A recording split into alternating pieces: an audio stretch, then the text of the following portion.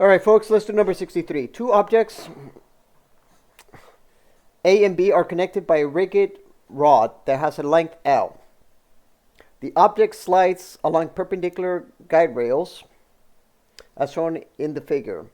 Assume A slides towards the left with a constant speed v. Find the velocity of B when the angle is 60 degrees. Now, this is a considered related rates problem, or whatever the heck you call this. So I'm going to draw this, and I'm going to visualize this. Oh my god, my screen is falling. So this is going to be the x-axis, and this is going to be the y-axis. And this is going to be an object.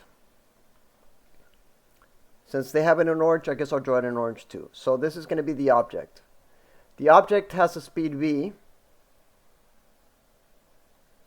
and this angle right here is going to be some angle from the horizontal.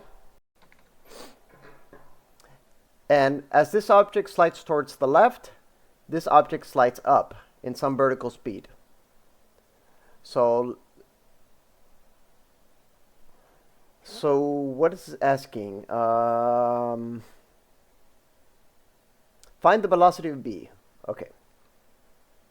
So during that moment, this distance would be x, and this distance would be y. Now keep in mind, y varies depending on x. If x gets a little further here, y is going to increase a little further.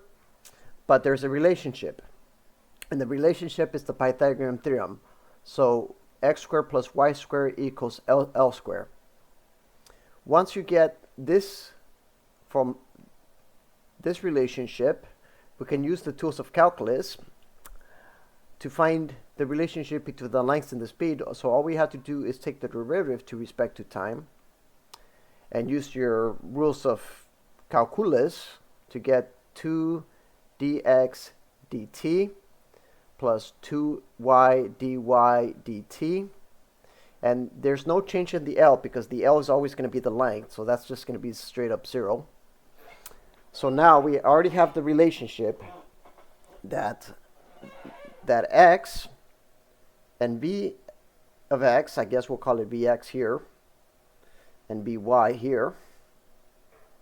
Because remember, the change of position of x is x. Now, I'm not going to worry about the direction, but normally if this is negative and y is positive, which actually that would probably work itself out if we call it that. So let's just call this positive and just kind of change the variables around a little bit.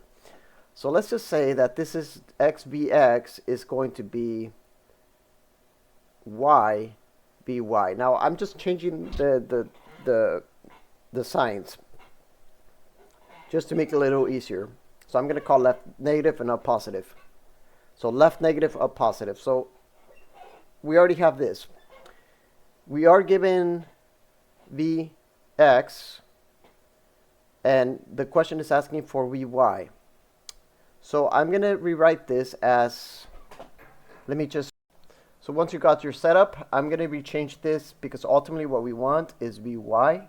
Vy is going to be x, Vx over y.